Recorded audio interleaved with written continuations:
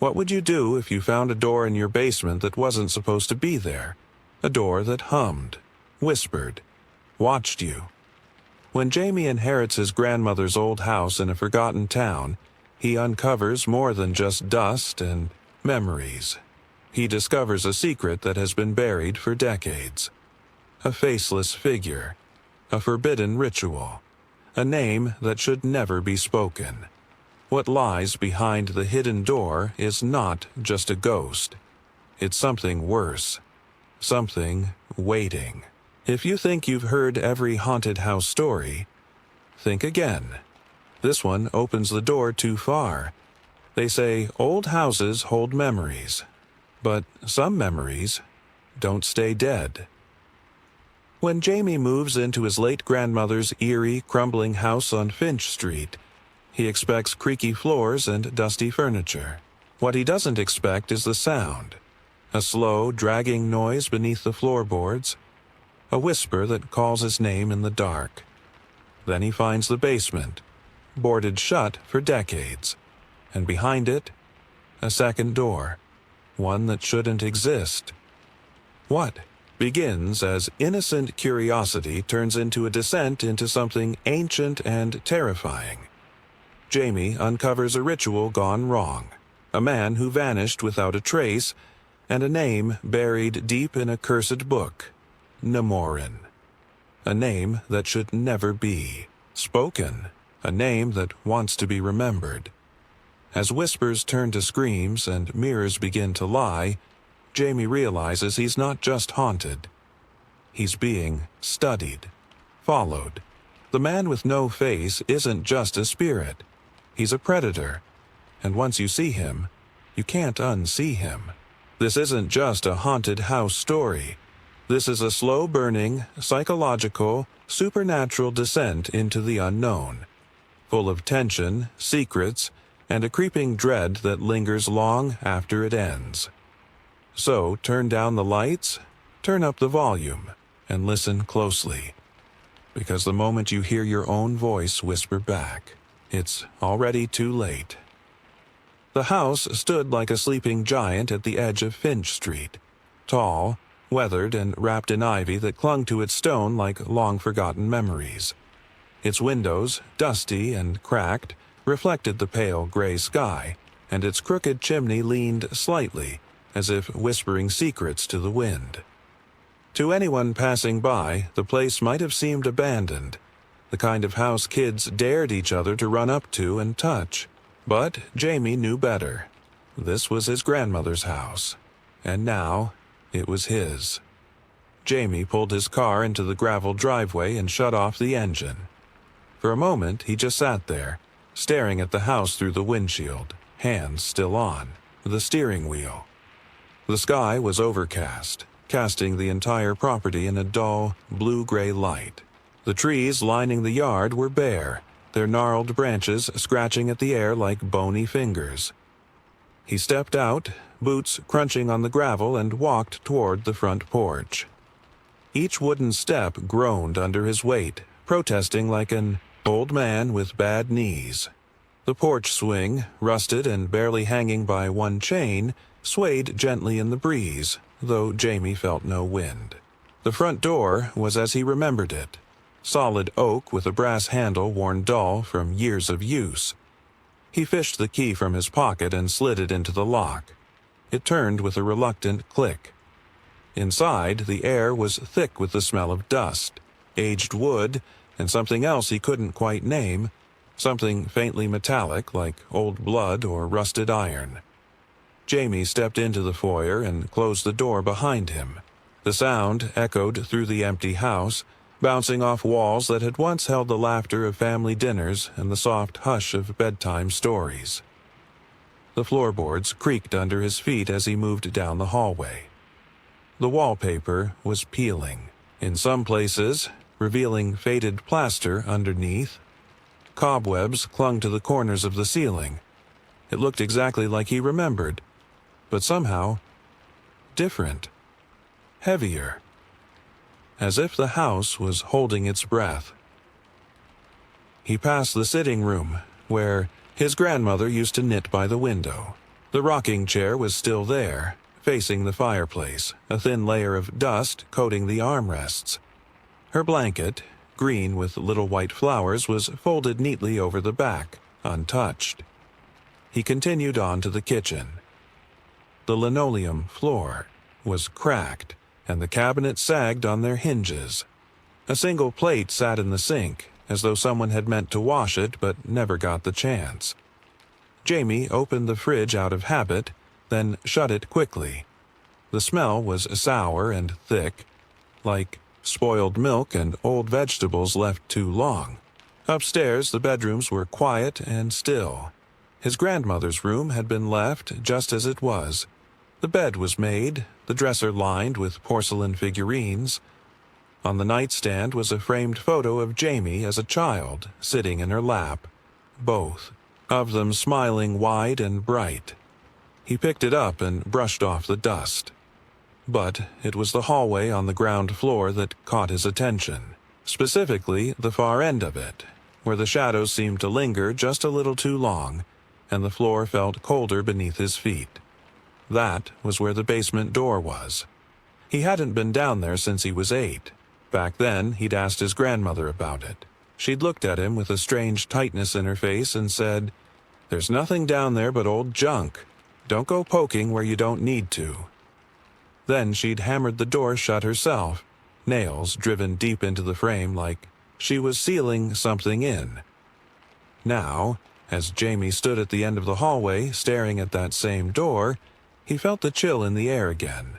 It was subtle, like the brush of cold fingers along the back of his neck. He reached out and touched the doorknob. It didn't turn. The boards still held firm across the frame, weathered but solid. He frowned. Why was it so cold here, when the rest of the house was just dusty and warm with stale air? As he turned away, planning to come back later with tools to pry the boards loose, he heard something. A sound. Soft. Slow. Dragging. It came from beneath the floor. Jamie froze, his heart thudding in his chest. He listened. Nothing. Just the wind brushing against the house. Or maybe the house settling. That's what old places did, right? Still, he couldn't shake the feeling that it hadn't been the house creaking. It had sounded deliberate, like something, or someone, was moving. He shook his head, trying to laugh it off. "You've been here 5 minutes and you're already spooking yourself," he muttered, but even as he walked away, the sound echoed in his mind, that slow, dragging noise. Something wasn't right, and deep down, he knew it had something to do with the basement. The noise came again the very next night. Jamie had just settled into bed, a worn paperback in his lap and a cup of tea growing cold on the nightstand. Outside, the wind had picked up, brushing leaves across the windows like tiny claws. Somewhere down the street, a dog barked once and went silent. The town of Belridge didn't have much life left in it, and at night, the silence wrapped around. The house is like a blanket, thick, heavy, suffocating. He was just about to turn the page when it happened. A sound. Low. Deep. Ugh. It came from below. Jamie sat up straighter, heart quickening. It wasn't the first time he'd heard something strange in the house. But this was different. This wasn't a groan in the walls or the wind in the rafters. This sound had weight, purpose. He put the book down and swung his legs over, the side of the bed, listening. Silence. Then again, fainter but still clear. Drag. Thud. It was coming from the floorboards. From beneath. From the basement. Jamie's skin prickled. He reached for his phone, instinctively checking the time, 12:43 a.m. Of course, these things always happened just past midnight, like the house had its own secret schedule. He stood, slowly, every creak of the wooden floor beneath him sounding louder than it should. He moved down the hallway, the dim glow from the nightlight casting long, twitching shadows along the walls. He paused outside the door to the stairs that led to the first floor. Hand on the railing, breath shallow. It's probably just the pipes, he told himself. Old houses make weird noises all the time. But he didn't really believe that. The hallway on the first floor felt colder than it had earlier in the day. Much colder. The kind of chill that sank into your bones. Not just temperature, but something else. A stillness that felt unnatural. The door to the basement loomed at the end of the hall like a forgotten memory, its frame still covered in thick boards, nailed shut like a warning. Jamie stepped closer. The noise had stopped again. But the silence it left behind was worse. It was expectant, like the house was waiting to see what he'd do next. He stood there for a long time, just staring at the boards. Dust floated in the beam of light coming from the hallway lamp behind him, drifting lazily like tiny ghosts. His eyes traced the nails, driven deep into the wood. Each one hammered with care, with fear. Whoever sealed this door, his grandmother presumably, had meant it to stay sealed. But why? He knelt down and placed a hand on the cold wood. He didn't expect to feel anything. But he did. It was faint, but it was there. A subtle vibration, as if something deep beneath the house was shifting. Moving. Jamie jerked his hand back. He stood quickly, backing away until he bumped into the hallway wall. His breathing was faster now, uneven. The floor was quiet again. Still. He told himself he was imagining things, that he was tired, jet-lagged, and stressed from being in a house full of dust and memories. But something deep inside him, something he didn't want to name, was whispering another truth. Something was down there.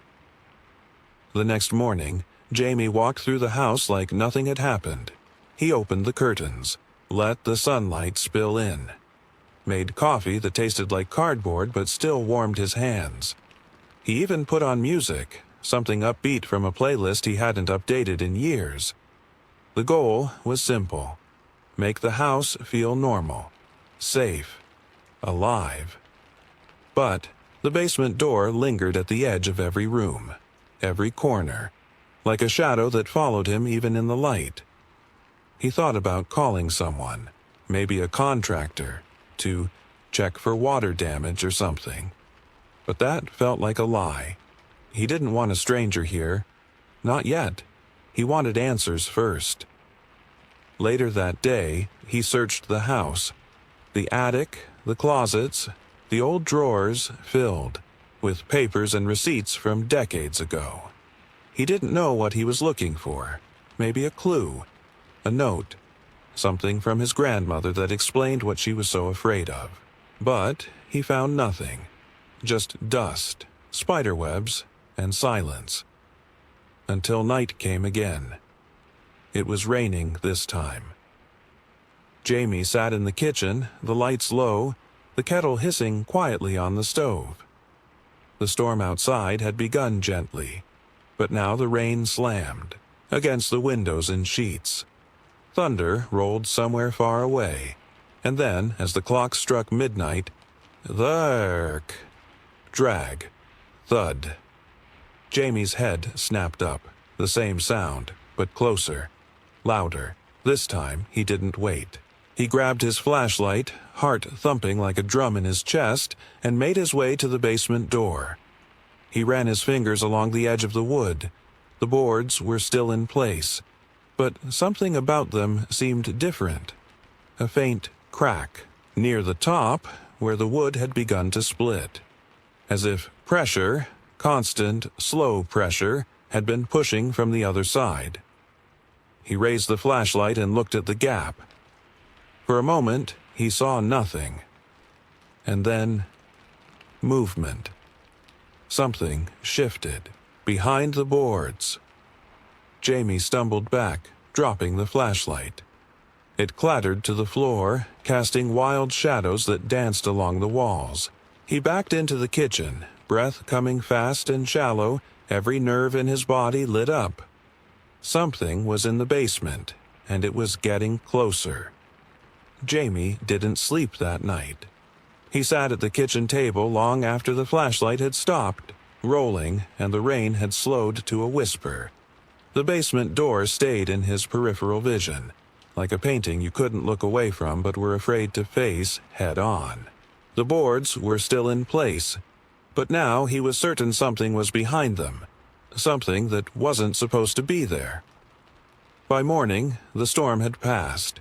The sky was gray and low, the kind of weather that blurred the edges of things and made time feel like it moved slower.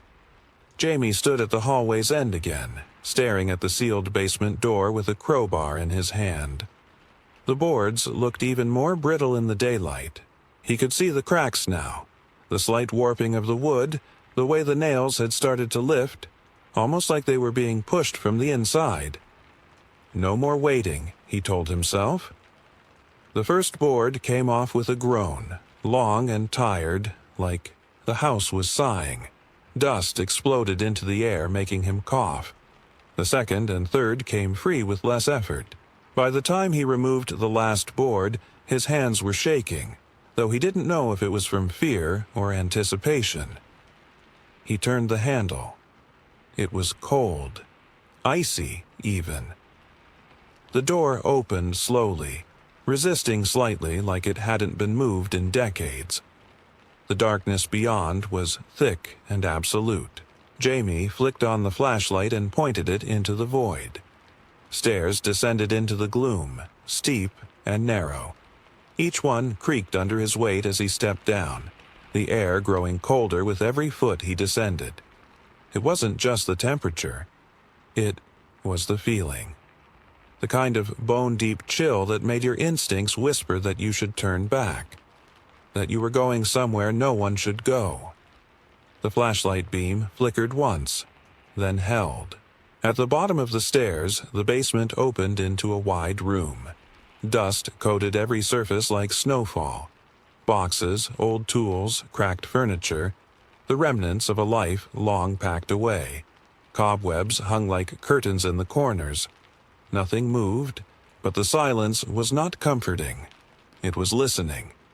Jamie stepped forward, the floor beneath him hard-packed dirt. He swept the flashlight slowly across the room, breathing carefully, as if a wrong breath might wake something, and then he saw it. On the far wall, half hidden behind an old wardrobe and a stack of cardboard boxes, was a door. A second door. He moved closer, pulse pounding louder than his footsteps. The door didn't match the rest of the basement. It was newer, cleaner.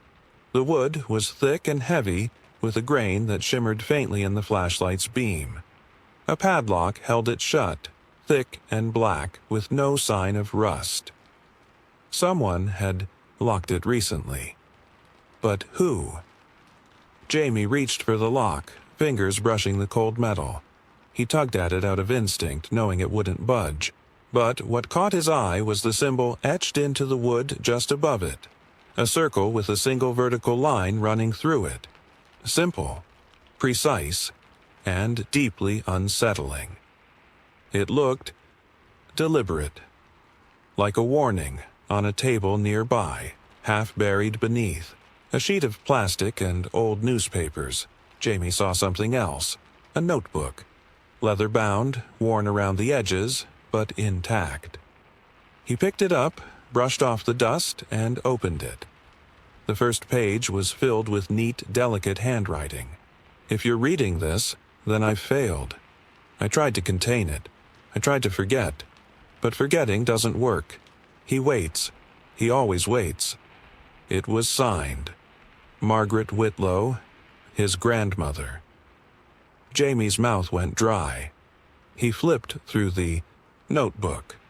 Most of the pages were filled with dates, symbols, and strange entries. Some were just lists of words. Cold, whisper, door, mirror, name, as if she'd been trying to track patterns or signs. Others were longer. I heard the voice again last night. It knows my name. It said it remembered the fire. There was no fire. Not in this life. The door wasn't here before 1984. I never built it. Never saw it in the blueprints, but it appeared after the ritual. I think it's a gate. Sometimes I feel him watching me through the cracks. I don't sleep anymore. Jamie stared at the words until they blurred. A gate. A ritual. He looked back at the door. Suddenly, he didn't feel like he was alone in the room. He swept the flashlight around again. Nothing but old junk and shadows. But the air felt tighter, heavier, like something was pressing down on the room itself. Like the basement wasn't just a place anymore, but a boundary, a threshold, and something was standing just on the other side of it. Jamie backed away slowly, notebook clutched tightly in his hand. As he reached the stairs and climbed out of the basement, he couldn't shake the feeling that he'd just looked into a wound in the world. A room that shouldn't exist. A door that shouldn't be there. And now that he had found it, whatever was behind it knew he was here. The journal sat on the kitchen table like it didn't belong there. Jamie stared at it for a long time before touching it again. Outside, the rain had returned. Not loud, but constant. A soft tapping against the windows like someone politely asking to come in. The day had slipped into a kind of gray twilight, where time lost its edges and everything felt a little unreal.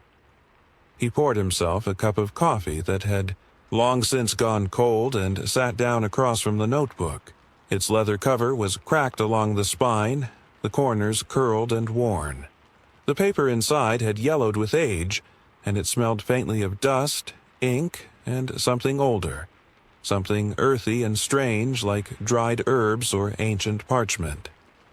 Jamie opened it again, flipping past the first page, the warning his grandmother had left. If you're reading this, then I've failed. It still chilled him to read it, to realize how alone she must have felt while writing it. The next entries were dated June 3rd, 1984. I don't know what we did. We only meant to see, to open a window, but something looked back. I told them to stop, but Thomas kept going. He said he felt it listening. I think he was right. Jamie frowned. Who was Thomas?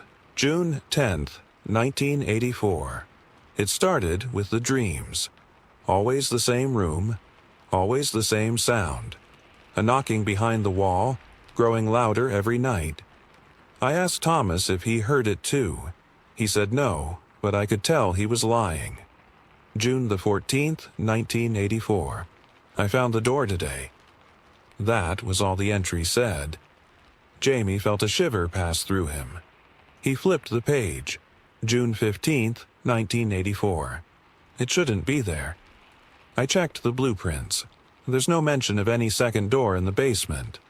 I asked my father. He helped build this house. He swore there was never any room behind the west wall, but it's there now. And it's locked. Jamie glanced over his shoulder instinctively, half expecting to see the door from the basement standing right behind him. June 20th, 1984. Thomas is gone. He said he was going back to the room one more time.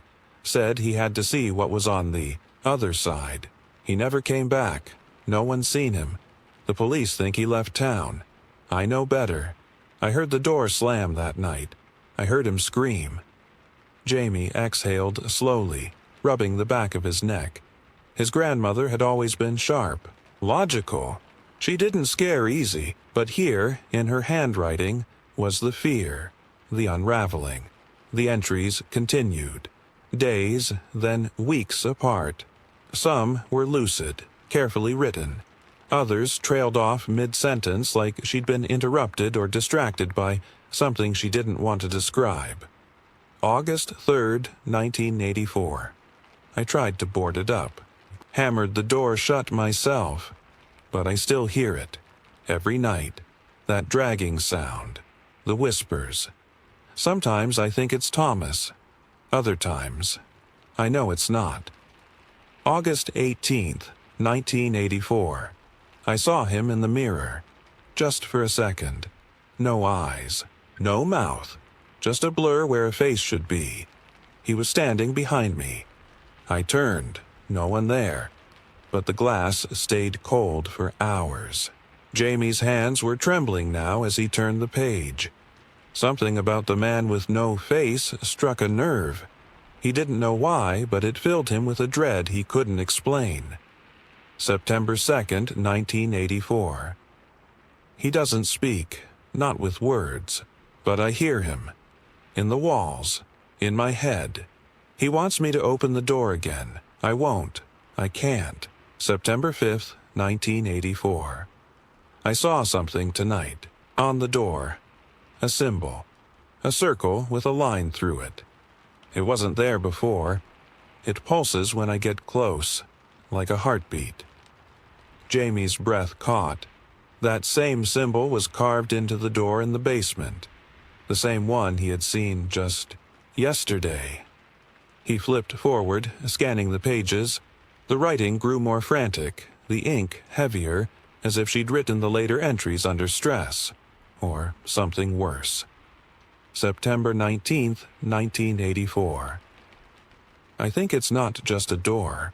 I think it's a mouth. Jamie blinked. Read the sentence again. A mouth? It feeds on fear, on attention. The more I think about it, the stronger it gets. The colder the room becomes. It wants me to believe in it. That's how it grows. Suddenly, the cold in the hallway. The feeling of being watched. The slow vibration in the wood.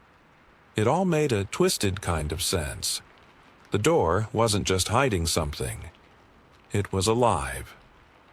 The final entry was dated October 1st, 1984. The same year his grandmother had stopped coming to church, stopped hosting family dinners, stopped smiling. I've nailed it shut. I've burned the clothes he wore. I've sealed the mirror. But he's still here, watching, waiting. If I'm gone, and someone finds this, don't open the door. Don't speak his name. That's how he comes through. Jamie closed the journal slowly, his fingers trembling as they pressed the leather shut. Outside, the wind picked up again. A gust blew hard against the house, making the windows rattle. But the noise that followed wasn't from the storm. It was from the hallway, a slow, dragging scrape across the floor. Hack. Jamie stood up, knocking over his chair in the process. He turned toward the hall, heart hammering against his ribs. He didn't imagine it. The sound was coming from beneath the floorboards, from the basement, from the door. And for the first time, Jamie realized something terrifying. It wasn't just trying to get out. It knew he was listening. The whispers began the following night. Jamie was lying in bed, staring at the ceiling fan as it spun in slow, tired circles. He hadn't opened the journal again since yesterday. He couldn't. The words inside seemed to cling to him, wrapping around his thoughts like cobwebs, and the sound, that sound, still haunted his ears. Frick! It was no longer just in the basement. It was beneath his room now, below the floor, closer. He tried to tell himself he was imagining it, that it was nothing more than a house, settling, old wood groaning with age, but houses didn't whisper, not like this. At first it was a murmur, so faint it could have been mistaken for the wind slipping through the cracks of the windows. But Jamie knew his house. He knew its sounds, its rhythm. And this was something else. This was intentional. The voice came just after midnight. A soft hiss, barely louder than a breath. But it wasn't just noise. It had shape, cadence, as though someone was speaking in a language he didn't understand, a language not meant for human ears. Shurta. Senorim. Shurta. It was coming from the floorboards. Jamie sat up slowly. He didn't dare breathe too loud. The room felt heavier, like the air itself had thickened. The shadows in the corners stretched a little farther than they should. His skin prickled with cold, and a weight settled on his chest. An invisible pressure, as if the house itself were leaning in to listen to him. He rose from the bed and padded barefoot to the door. The hallway beyond was dark, lit only by the dull orange glow of the nightlight near the stairs. He didn't turn it on. He didn't want to. Instead, he listened, and the whispering continued. Sonorum, that word again. He whispered it to himself, unsure of why. Sonorum. The moment the word left his lips, the whispering stopped. Jamie stood frozen. The air turned icy. Even the creaks of the house held their breath. Then, from somewhere, below, something responded. It was not a whisper. It was not a voice. It was a feeling. A thrum in the walls, in his teeth, in the marrow of his bones. Like the whole house had briefly exhaled, acknowledging that it had heard him, and it was awake. He didn't sleep that night. He sat in the living room with every light turned on, the journal open on the coffee table, the fireplace unlit but surrounded by melted candles from a box he'd found in the attic. He didn't know why he lit them. Maybe instinct, maybe desperation, maybe because the glow of a candle felt older, safer somehow than electricity. He flipped back to a page in the journal he hadn't fully read. The whispering is how it finds you, it said. It speaks only when it knows you can hear. Don't answer. Never say the name. Not even once. Jamie swallowed hard. Too late. The rest of the entry was stained with water or tears. The ink had run, words bleeding into one another like they had tried to escape the page. The following day, Jamie left the house for the first time in nearly a week. He needed to breathe air that didn't come with a metallic tang. He needed to hear sounds that belonged to the living. Birds, cars, voices. But Belridge wasn't the kind of town that offered comfort. Most of the shops were shuttered. The streets were quiet. The people, few as they were, seemed to keep their heads down. He went to the town library. Not because he expected answers, but because it felt like the only place that might hold records his grandmother had no longer spoken of. The librarian was an older woman named Ms. Hartwell, with silver hair pulled into a tight braid and eyes that looked like they'd seen too much. When Jamie asked about Margaret Whitlow, she didn't smile. "Your grandmother," she said quietly. "I remember her." "Do you know if she ever came here looking for books? On strange things?" Ms. Hartwell hesitated, glancing toward a small side door near the back labeled Restricted Archives.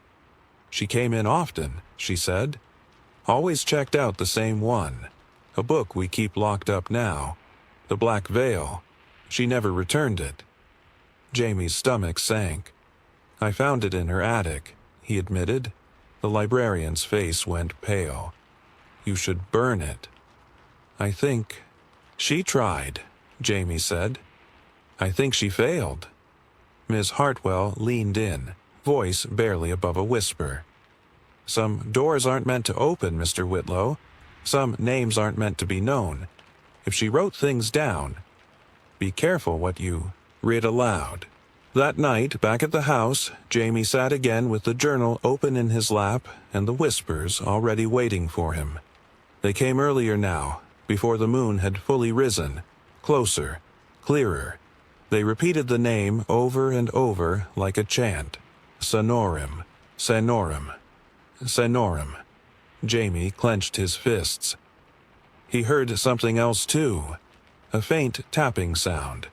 Not dragging, not movement, tapping, like fingers on wood. From the inside of the basement door. 3 slow knocks. Knock, knock, knock. Jamie whispered, to himself. He's not just trying to speak. He's trying to come through. The air in the house changed after the whispering began. It was hard to describe, but Jamie felt it everywhere. In the walls, in the floor, in the silence. The kind of silence that wasn't empty, but filled with waiting. A silence that pressed against your skin and sank into your bones. Even during the day, light didn't seem to fall right anymore. Shadows clung to corners longer than they should, and rooms that had once felt merely old now felt hollow, as if the house had been scooped out and filled with something else. Jamie stood at the top of the basement stairs, flashlight in one hand, crowbar in the other. He had made up his mind. The whispering wasn't stopping.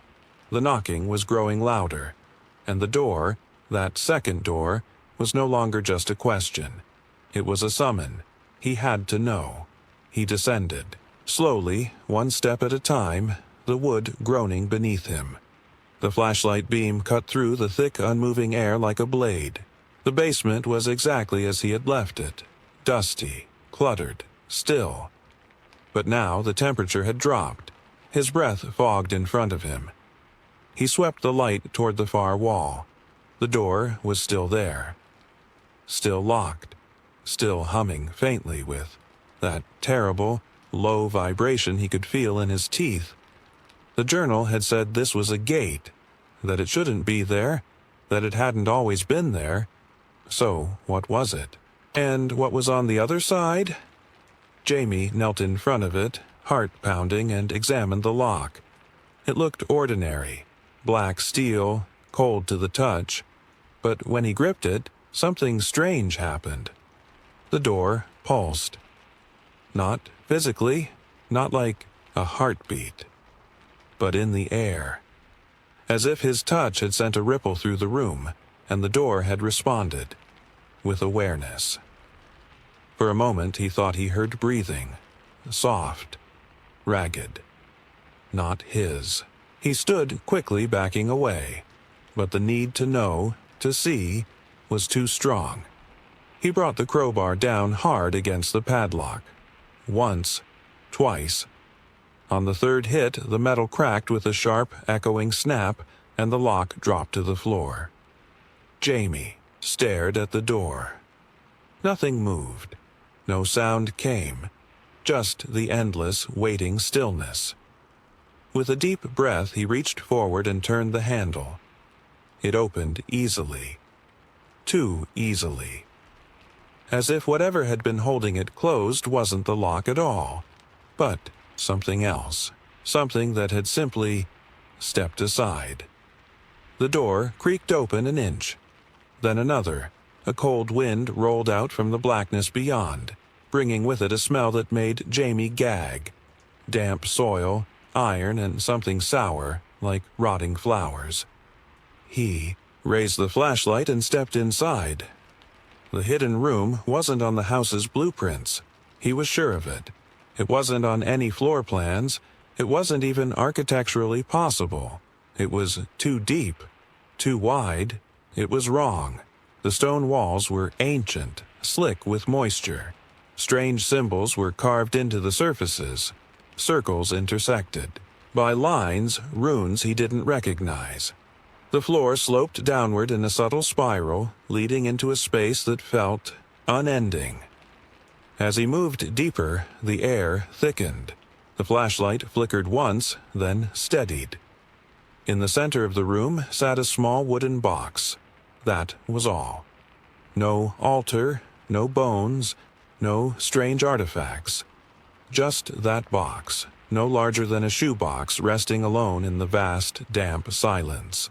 Jamie approached it slowly, footsteps echoing across the stone. The box was old but intact, carved from dark wood, the surface smoothed with time. There were no markings, no lock, just a thin seam where the lid met the base. He hesitated. His fingers hovered above it, unsure, but something inside him already knew. This was the source. He opened the box. Inside was a photograph, faded, black and white. It was a picture of a young woman standing in the very room he was in. His flashlight beam trembled slightly as he recognized her. His grandmother. She looked younger, maybe in her 30s, but unmistakably her. She stood near the center of the room, face tense, expression unreadable. Her hand was resting on someone's shoulder. A man stood beside her, but his face was gone, not blurred, not smudged, not aged out, scratched out. Jagged lines dug into the photo where his face should have been, like someone had violently removed his identity. And beneath the scratch marks, faintly visible, was something else. A symbol, a circle, with a line through it. The same one carved above the basement door. Jamie's blood turned cold. He turned the photograph over. There, in his grandmother's familiar handwriting, were 3 words. He followed me. A sound cracked through the silence. Snap, click, tap. Jamie froze. It was behind him. Back in the basement, he turned off the flashlight, held his breath, and listened. Footsteps. Slow, deliberate. Someone was in the house. Or worse, someone had come out of the room. He backed away from the box, slipping the photograph into his pocket. He didn't dare run. He didn't dare speak. He moved silently through the room, back toward the door. But when he reached it, he saw something that made his heart stutter. The door was closed, and from the other side, a whisper in his own voice. Jamie. Jamie didn't remember moving. One moment, he was staring at the door, heart lodged in his throat, the whisper of his name still echoing through the stone walls. The next, he was running, his breath ragged, flashlight beam jerking wildly, feet pounding against the spiral floor as he fled the hidden room like something was chasing him. Because something was. The door had closed behind him, and it had whispered his name in his own voice. He burst out into the basement, slamming the door shut behind him, leaning his entire weight against it. The heavy wood didn't budge, but he felt something pressing gently on the other side, like a hand, waiting. He backed away slowly, not daring to blink. The photograph was still clutched in his fist, crumpled and damp with sweat. He didn't sleep that night. He sat in the living room, all the lights on, journal and photo laid out in front of him, like evidence at a crime scene. Outside, the wind howled against the house, but it was the silence inside that unnerved him more, the kind of silence where you could hear your own blood. The photo didn't change in the light. The man beside, his grandmother, remained faceless, features carved out like someone had tried to erase him from existence itself. But the longer Jamie stared at the scratched space where a face should be, the more he began to feel something staring back. The scratches weren't random. They spiraled, they curved, they seemed to form something, a suggestion of a face, not one that had ever belonged to a human being, but a mockery of one. Eyes too wide, a mouth not quite where it should be, a smile that didn't end. He shoved the photo aside, but the image had already burned into his brain. The next day passed in a blur. Jamie walked through the house like a ghost, shadows clinging to his shoulders. Every mirror in the house had been covered since the night before. He didn't remember doing it. It just felt safer. The journal's warning rang in his ears. I saw him in the mirror.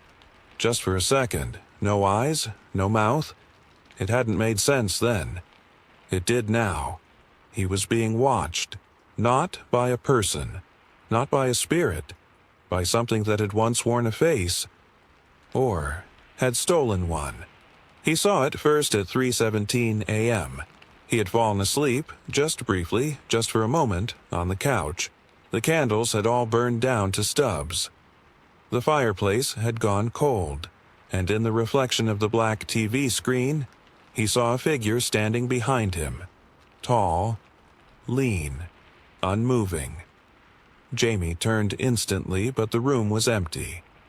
He turned back to the TV. It was gone, but he had seen it. He was sure. And the most terrifying thing, it hadn't had a face.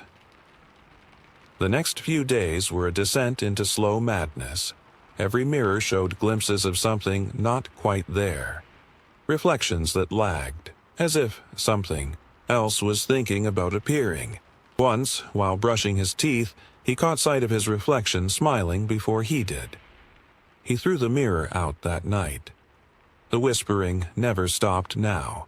Day and night, beneath the floor, in the walls, sometimes right behind his ear. It never said full sentences, just syllables, sounds, intent, but every now and then it said a name, not his. Thomas, the man from the journal. The man who had gone into the room and never come back. The man in the photo. Jamie knew now, that thing in the hidden room. It had once been Thomas, or it had used him. It had worn him like a suit until he became nothing but a shape, an empty outline, a whisper, and now it wanted another. One evening, Jamie found himself staring into the bathroom mirror, the only one left uncovered. His face looked pale, thinner than it had been, eyes dark and sunken, like sleep. Hadn't touched him in weeks, and then the mirror changed. At first it was subtle. The lighting, maybe. The warping of old glass. But no, his reflection was shifting. The features began to blur. The eyes sank inward. The mouth twisted into something unrecognizable. And then the reflection smiled. Not the kind of smile that meant kindness. Not joy. Not recognition. This smile mocked him. A smile stretched too far, across skin too smooth, over a face that was no longer a face. Jamie stumbled back and fell, crashing into the towel rack. He crawled backward across the tile, eyes locked on the mirror.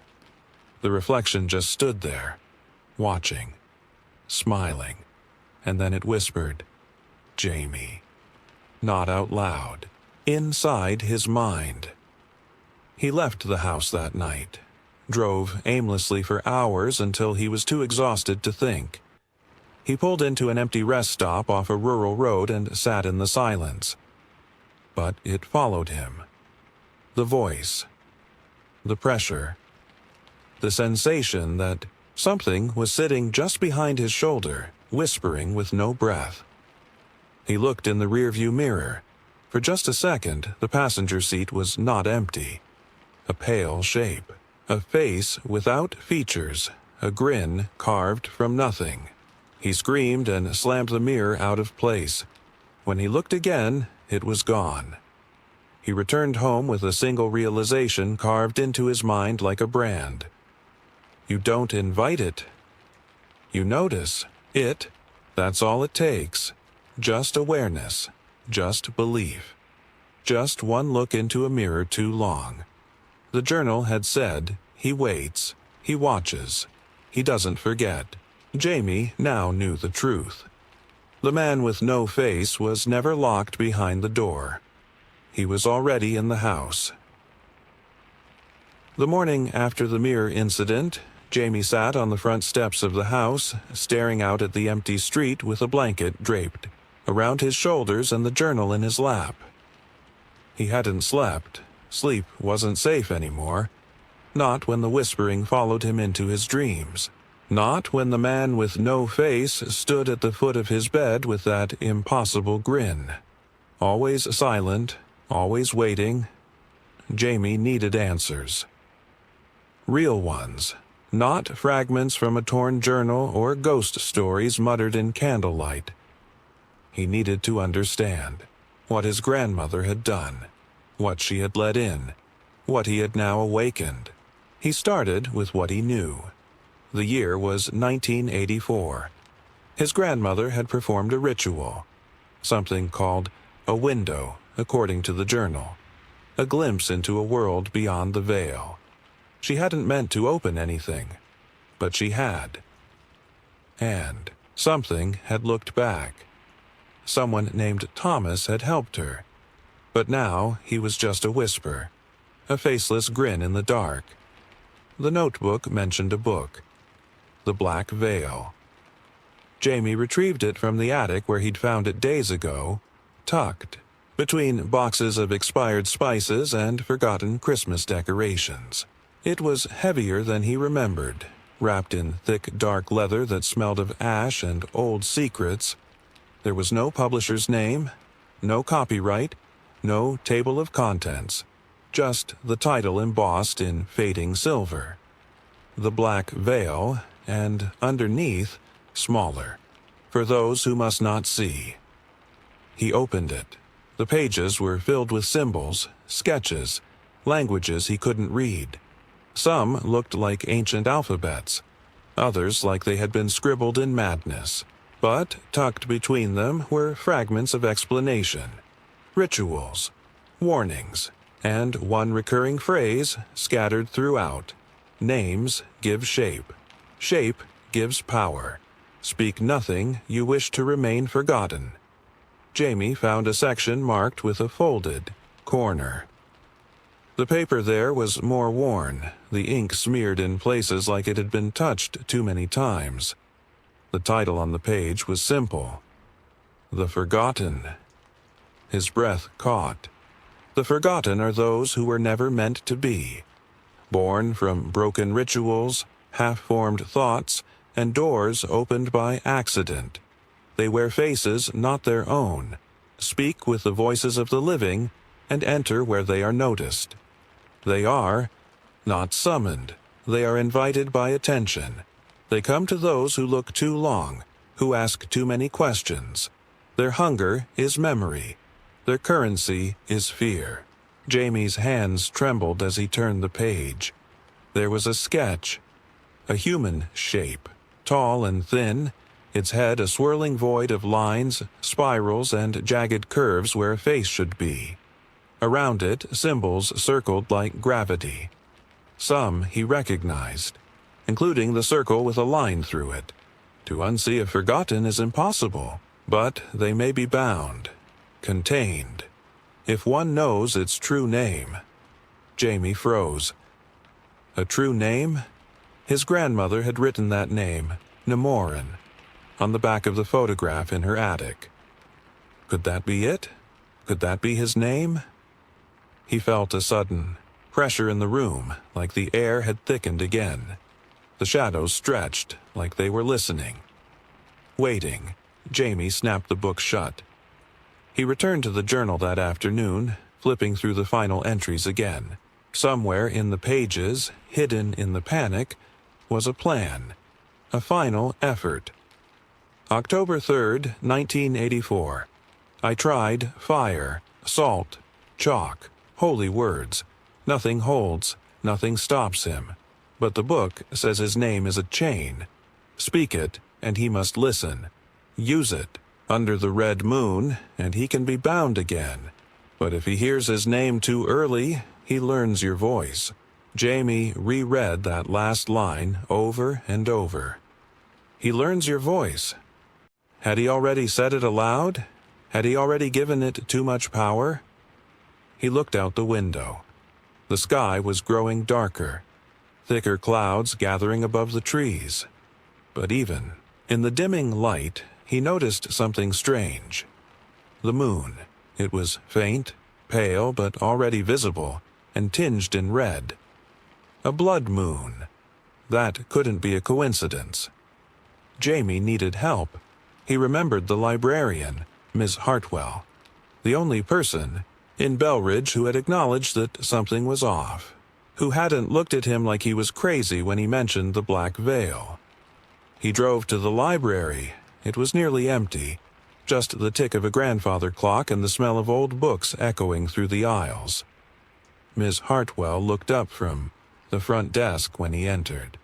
Her eyes darkened when she saw the book in his hand. "You read it," she said quietly. Jamie nodded. "I think I made it worse." She motioned for him to follow her into the back room, the restricted archives.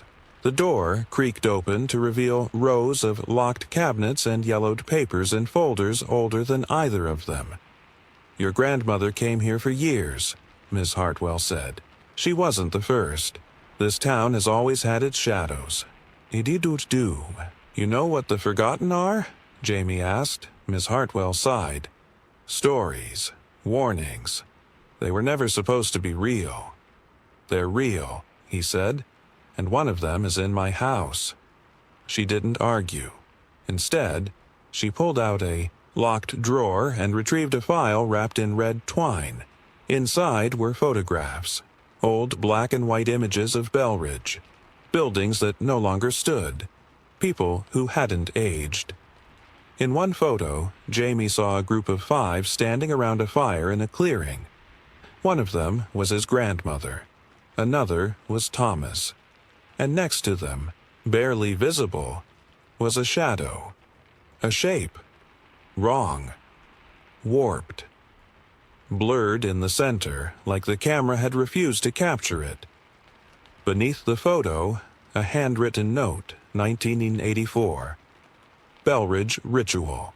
Do not repeat. Jamie stared at it. Everything was connected. The ritual, the door, the whispers. Nimurin, the man with no face. "Can he be stopped?" Jamie asked, voice barely above a whisper. Miss Hartwell didn't answer for a long time. Then she said, "Only if you're brave enough to face him, and smart enough to know that facing him may not mean winning. It may just mean keeping him locked away a little longer." As Jamie left the library, the red moon hung low in the sky, and the wind whispered through the trees like something, calling his name. He had a name. He had a night. He had one chance to bind the thing his grandmother had unleashed. But the man with no face was already waiting, and Jamie could feel him smiling. The house on Finch Street no longer felt like Jamie's grandmother's home. It had become a threshold, a place between worlds, where the walls whispered and the shadows remembered your name. As he crossed the front step, the air changed. It was colder now, thicker, and it clung to his skin like mist. The lights flickered as he entered, though none had been turned on. Somewhere deep below, in the buried bones of the basement, he was waiting. Nemarine. The name pulsed in Jamie's head like a drumbeat. He hadn't said it aloud again since the night of the photograph. The journal and the black veil had made one thing clear. Names gave power. Names could bind, or break. They could wake what should have slept, and tonight, under the blood moon, Jamie would speak it once more. One last time. He had spent the afternoon gathering everything. Salt, candles, chalk, a fireproof bowl, matches, red thread, a page torn, from the black veil, which described the containment ritual in trembling handwriting and half-translated Latin. Circle of truth, spoken under fire. Name of the unseen given shape. Seal the gate with flame and will.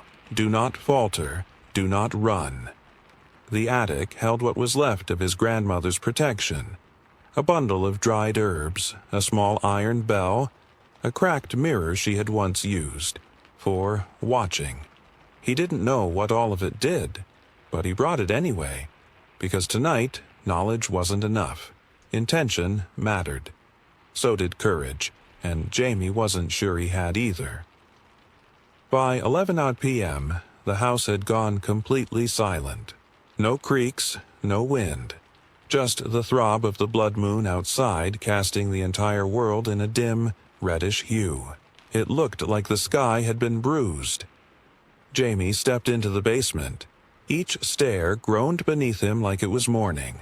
He had cleared the space hours earlier, swept the dirt floor, pushed old boxes to the corners, and drawn the ritual circle in white chalk.